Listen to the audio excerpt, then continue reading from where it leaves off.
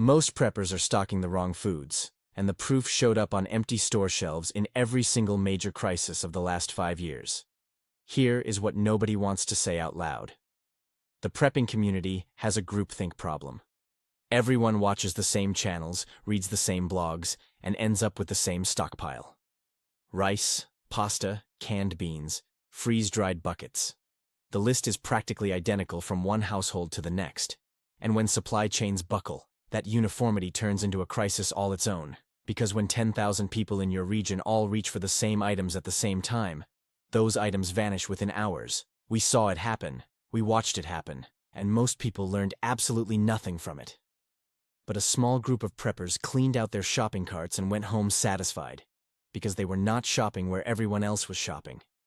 They were not buying what everyone else was buying. They had a different list. Today, this is that list. 11 foods that consistently survive panic buying events, sitting untouched while the usual staples disappear. Some of these cost less than $4. One of them provides more complete nutrition than emergency meal kits that run $70 a pop. And at least one of them has been a dietary cornerstone in other parts of the world for centuries. Yet most people in this country walk right past it every single week without a second glance. Before going further, if this kind of thinking interests you, the kind that goes sideways from the mainstream prepper playbook, hit subscribe. New strategies go up every week here on my channel. Now let us get into it. The first food is canned mackerel. Not tuna, not salmon. Mackerel. Stay with this for a moment because it is going to click fast. At a prepper gathering a while back, there was a retired Navy veteran in the group, 25 years on submarines.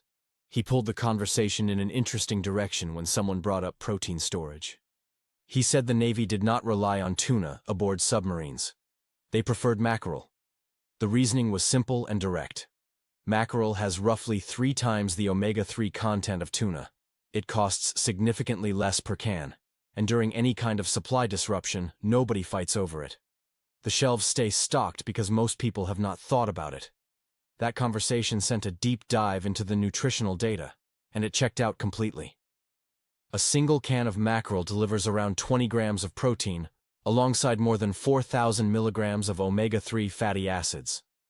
A comparable can of tuna contains roughly 1,000 milligrams of omega-3s at best. That gap is enormous when you start thinking about long-term emergency nutrition. Here is why that gap matters so much for preppers specifically. Omega-3 fatty acids are not optional nutrients.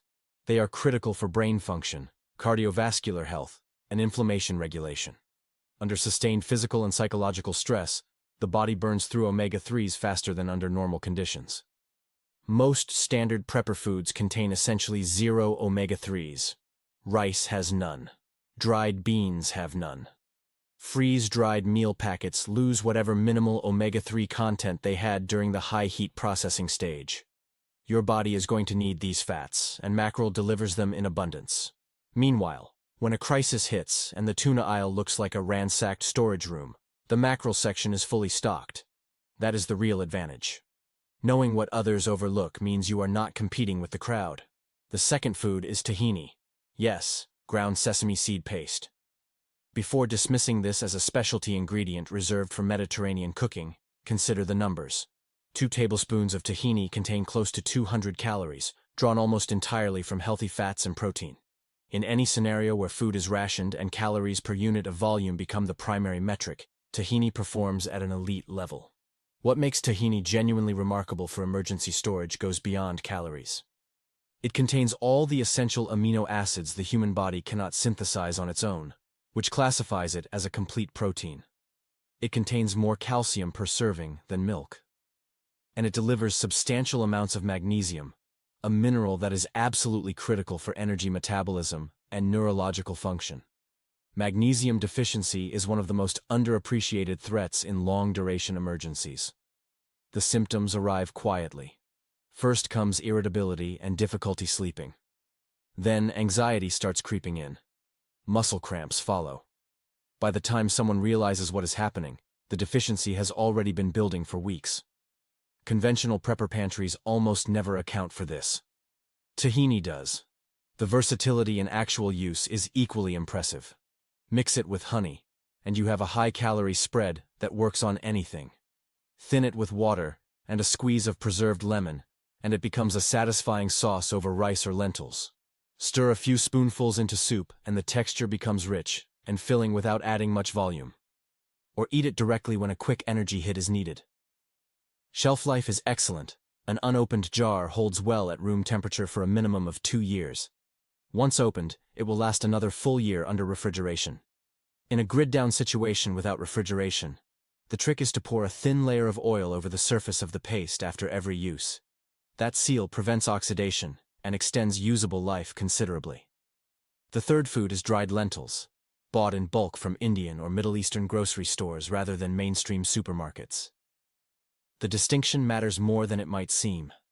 At a big box warehouse store, dried beans typically run around $1 per pound. A 20-pound bag of lentils from an Indian grocery runs about $12 total. That works out to 60 cents per pound for the same calorie content, often better quality and considerably more variety. Red lentils, green lentils, black lentils, split lentils that cook in half the time of standard beans. The selection alone is worth the detour. But the real advantage is cooking efficiency. Lentils do not need to soak overnight. They cook fully in 20 to 30 minutes. In a fuel-constrained situation, cooking on a camp stove or over a fire, that time difference is not trivial. Beans require an hour or more. Lentils require half that time and half the fuel. Over days and weeks of cooking, that efficiency compounds significantly. Nutritionally, lentils are exceptional. 1 cup cooked provides 18 grams of protein, 16 grams of fiber, and meaningful amounts of iron and folate. The fiber content is particularly important because most emergency pantry foods are low in fiber, which causes real digestive discomfort within days. Lentils keep the digestive system functioning normally throughout. That might sound like a minor detail until day 5 of eating nothing but white rice. The fourth food is pickling salt, and almost no prepper thinks about it until the moment they need it and cannot find it. The difference between pickling salt and regular table salt is not trivial for food preservation purposes. Table salt contains iodine and anti-caking agents. These additives are harmless for everyday cooking, but actively disruptive in preservation. They cloud brines, inhibit fermentation cultures, and cause vegetables to become soft and discolored within days. Sea salt introduces minerals that cause similar discoloration problems. Pickling salt is pure sodium chloride. Nothing added. Nothing interfering. Learning this the hard way is more common than people admit. A large batch of fresh vegetables from a farm, preserved with regular table salt, can turn into a cloudy, mushy, wasted investment within 2 weeks. That mistake is avoidable entirely with the right salt. Here's the larger strategic picture. In a genuinely extended emergency lasting months rather than weeks, packaged food reserves will eventually be exhausted. Freeze-dried stockpiles run out. Canned goods run out. But the ability to take fresh produce, whether from a garden or foraged from the surrounding area, and preserve it through the winter is a completely different kind of resource. Pickling salt makes that possible. It enables both lacto-fermentation and traditional salt preservation. Fermented foods also happen to increase in nutritional value during the fermentation process and introduce beneficial bacteria that support gut health and immune function. The weight-to-value ratio is extraordinary. A 10-pound bag of pickling salt costs around $6, weighs very little, and can preserve hundreds of pounds of food over time. It is also completely shelf-stable with no expiration date when kept dry. This is one of those items that delivers asymmetric value. A small investment unlocks enormous capability. The fifth food is whole grain barley, and this is consistently one of the most underestimated grains in the entire prepper community. Most people in the prepper world default to white rice as their primary grain. Rice is familiar, easy to cook, and stores well. All of that is true. But white rice is nutritionally hollow in comparison to barley. Barley contains roughly 3 times the fiber content of white rice, has a significantly lower glycemic impact, and provides a broader spectrum of vitamins and minerals including niacin, thiamine, and magnesium. The glycemic point deserves emphasis.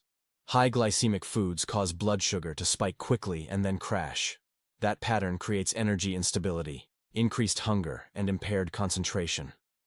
In a stressful situation where mental clarity matters, eating primarily white rice can actively undermine performance. Barley digests slowly and delivers steady energy over a longer period. It keeps hunger at bay more effectively per serving. Barley is also exceptionally versatile as a cooking ingredient. It works as a base grain for bowls, as a thickener for soups and stews, and as a substantial ingredient in its own right when cooked with aromatics. The texture is satisfying in a way that white rice rarely achieves. The cost and availability story is similar to lentils.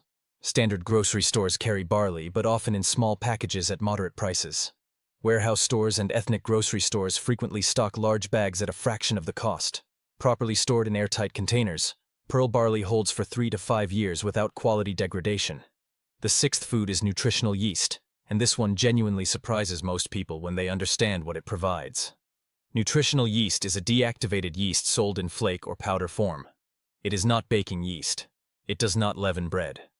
What it does is deliver an exceptionally concentrated source of B vitamins, particularly B12, which is almost entirely absent from plant-based foods.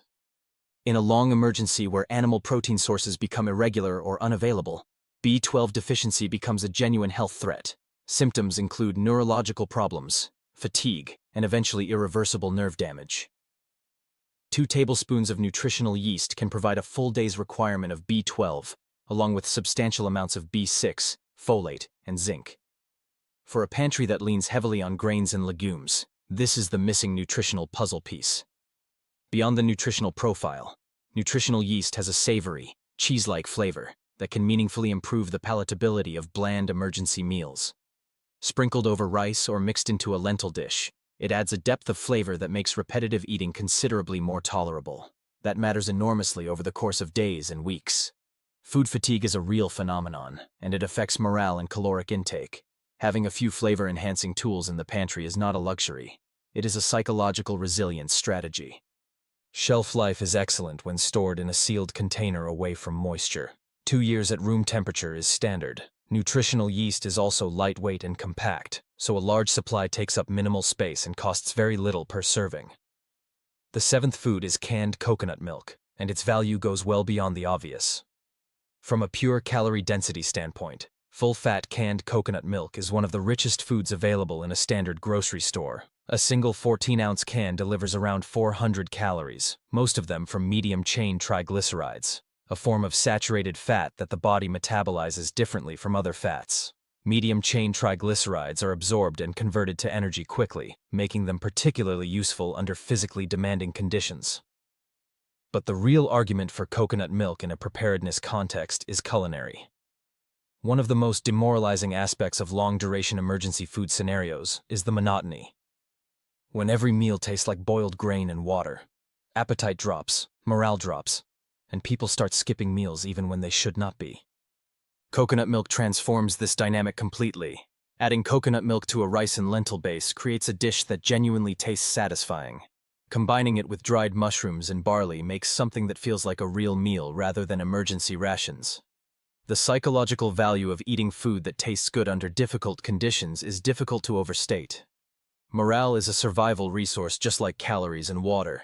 Shelf life is 2 to 5 years unopened. Canned coconut milk holds up well across a wide range of storage temperatures, which makes it practical even in non-climate-controlled spaces. It is also inexpensive enough to stock in meaningful quantities without straining a budget. The 8th food is apple cider vinegar, and most preppers completely overlook it while reaching for bottled water and freeze-dried entrees. Apple cider vinegar has an essentially indefinite shelf life. Properly sealed, it does not expire in any meaningful sense. The acidity that makes it useful as a preservative also makes it self-preserving. This alone makes it remarkable as a stockpile item. From a food preservation standpoint, vinegar is the backbone of quick pickling. Without pickling salt to initiate lactofermentation, vinegar can still preserve vegetables rapidly through acidification. Combined with the pickling salt discussed earlier, these 2 items together create a comprehensive food preservation toolkit that can extend fresh produce across months of storage. Apple cider vinegar also has a surprisingly broad range of practical applications beyond food. It functions as a surface cleaner. Diluted, it treats minor skin conditions and sunburn. Mixed with water and a small amount of honey or preserved lemon, it makes a reasonably palatable electrolyte-style drink when other options are unavailable. 1 gallon of apple cider vinegar costs between $5 and $8 and takes up minimal storage space. The volume-to-utility ratio is exceptional. This is one of those pantry items that appears low priority until it is actually needed, at which point it becomes indispensable. The 9th food is whole oats, not instant packets, but rolled or steel-cut oats purchased in bulk. At under $1 per pound when bought in large quantities, oats represent one of the best caloric investments in any preparedness pantry. Oats are exceptional at creating satiety. The beta-glucan fiber content slows digestion and creates a sustained feeling of fullness that white rice simply cannot match. Starting a high-stress day with a calorie-dense oatmeal keeps energy stable and reduces the urgency of finding the next food source. That psychological buffer matters in an emergency context. Oats are also remarkable for their versatility under primitive cooking conditions. They can be cooked in 10 minutes over minimal heat. They can be soaked cold overnight and eaten without any cooking at all, which is relevant when fuel conservation becomes critical. Mixed with tahini and a bit of honey, cold-soaked oats become a genuinely calorie-dense, nutritionally complete meal that requires no fire, no stove, and no equipment beyond a container and water. Properly stored in sealed containers away from moisture and pests, rolled oats last 2 years easily. Vacuum sealed with oxygen absorbers. That timeline extends to 5 years or beyond. Buying oats in bulk from warehouse stores or restaurant supply stores dramatically reduces the per-pound cost. The 10th food is dried mushrooms, specifically shiitake mushrooms from Asian grocery stores. This one has a nutritional angle that almost no prepper discusses. Dried mushrooms are one of the only plant-based foods that contain meaningful amounts of vitamin D. When mushrooms undergo UV exposure during the drying process, they synthesize vitamin D2 in a form the human body can utilize. This is not a trivial consideration. Vitamin D deficiency is already widespread in the general population under normal conditions. In an extended emergency where outdoor exposure is limited, or where the situation unfolds during winter months, deficiency compounds quickly. Symptoms include persistent fatigue, depression, immune suppression, and degraded bone density. Most stockpile foods contain zero vitamin D. Dried mushrooms address that gap directly. Beyond vitamin D, shiitake mushrooms are rich in B vitamins, selenium, and compounds called beta-glucans that have documented immune-modulating effects. Regular consumption of beta-glucans is associated with improved resistance to infection. In a scenario where modern medical care may not be accessible, maintaining a robust immune baseline is a primary health priority. The practical aspects are equally compelling. A $3 bag of dried shiitakes from an Asian market contains enough mushrooms for dozens of servings. They rehydrate fully in 20 minutes of soaking in hot water. The resulting mushrooms can be added to virtually any grain or legume dish, and the soaking liquid becomes a richly flavored broth suitable as a cooking base for rice, soups, or gravies. Dried mushrooms hold in airtight containers for 2 to 3 years without quality loss. During 3 separate panic buying events, the dried mushroom section was fully stocked every single time while other shelves were stripped bare. The 11th food is salt-preserved lemons, and this is the item that most directly addresses a nutritional gap that becomes dangerous in true long-term scenarios. Salt-preserved lemons are whole lemons packed in coarse salt and allowed to ferment at room temperature over several weeks. The salt acts as a preservative, the fermentation creates a complex flavor profile, and the resulting product stores indefinitely at room temperature as long as the lemons remain submerged in the brine. You can find them at Middle Eastern and North African grocery stores, or make them at home for essentially the cost of lemons and salt. The nutritional rationale is straightforward. Preserved lemons provide vitamin C in a shelf-stable form, and vitamin C is a nutrient that almost entirely disappears from standard prepper pantries. Dried grains have none. Dried beans have none. Freeze-dried meals lose the majority of their vitamin C content during high-temperature processing. Without fresh produce, which becomes unavailable in any genuine long-duration emergency, vitamin C deficiency develops within weeks. The symptoms start subtly. Fatigue and joint stiffness appear first, then gum sensitivity, then slow wound healing. Left unaddressed, the deficiency progresses to scurvy, a condition that was historically fatal and is entirely preventable with trace amounts of vitamin C consumed regularly. During an extended winter storm with 12 days of being housebound, by around day 7, the symptoms were beginning to emerge. Fatigue was increasing. Gum sensitivity was noticeable. Adding a small piece of preserved lemon to daily meals produced a clear turnaround within 2 days. That is vitamin C doing exactly what it is designed to do. The remarkable thing is the dosage required. A piece no larger than a thumbnail is sufficient to flavor an entire pot of food while providing a meaningful vitamin C contribution. One jar of preserved lemons lasts for months of daily use. The flavor is bright, salty, and layered in a way that elevates otherwise monotonous emergency meals into something genuinely satisfying. 4 jars in a stockpile, rotated annually, costs almost nothing and solves a nutritional problem that rice, beans, and pasta never will. Now step back and look at this list as a complete system. Canned mackerel supplies omega-3 fatty acids and complete protein that most prepper foods entirely lack. Tahini provides calorie density, complete amino acids, calcium and magnesium in a compact shelf-stable form. Bulk lentils from ethnic grocery stores deliver superior nutrition at half the cost of warehouse store beans with faster cooking times and lower fuel consumption. Pickling salt unlocks the ability to preserve fresh food at scale, transforming a finite stockpile into a renewable preservation capability. Whole grain barley replaces the nutritional void left by white rice with a slow-burning, fiber-rich alternative. Nutritional yeast fills the B vitamin and B12 gap that plant-heavy pantries consistently miss. Canned coconut milk provides calorie-dense fat and transforms bland rations into satisfying meals. Apple cider vinegar extends the life of fresh produce, functions as a cleaning agent, and costs almost nothing per gallon. Bulk rolled oats create satiety, require minimal cooking, and store for years at pennies per serving. Dried shiitake mushrooms introduce vitamin D and immune-supporting compounds completely absent from conventional stockpiles. And preserved lemons deliver shelf-stable vitamin C, preventing deficiency that can become dangerous within weeks of losing access to fresh produce. None of these items are exotic or difficult to find. Every single one of them is sitting in a grocery store or specialty market right now. The specialty markets in particular, the Indian grocery, the Asian market, the Middle Eastern store, consistently offer better prices, better variety, and lower shopping competition than mainstream warehouse retailers. The pattern these items share is important to understand. They each address a specific nutritional blind spot in conventional preparedness thinking. They each perform well in terms of shelf life, cost efficiency, and cooking practicality.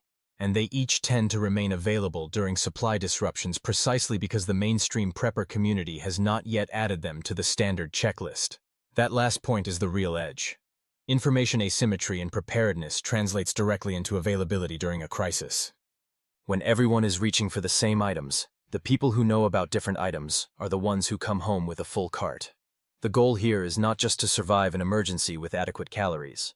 The goal is to maintain physical health, cognitive function, immune resilience, and psychological stability across a sustained difficult period. Achieving that requires attention to micronutrients and food variety, not just macronutrient totals.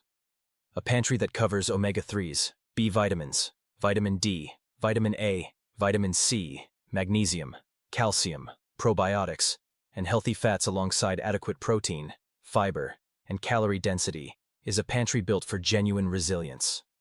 Most standard prepper pantries cover almost none of that. They cover calories, roughly. They cover macronutrients, partially.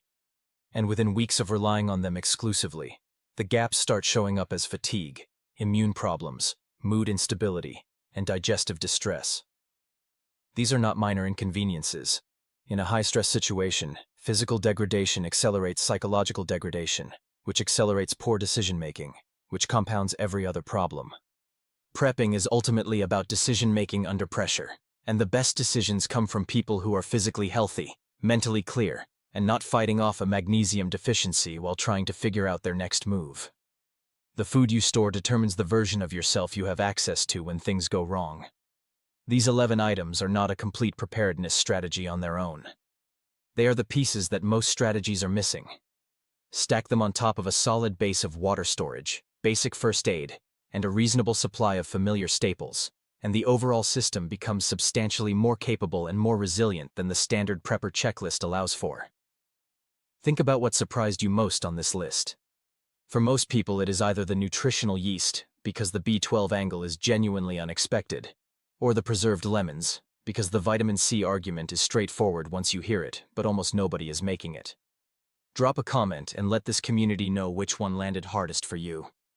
And if this kind of unconventional approach to preparedness thinking is useful, hit that like button and subscribe to my channel. New strategies go up every week, and the whole point is to think past the mainstream checklist toward the real edge. That edge is knowing what others overlook. Now you know 11 more things they do not.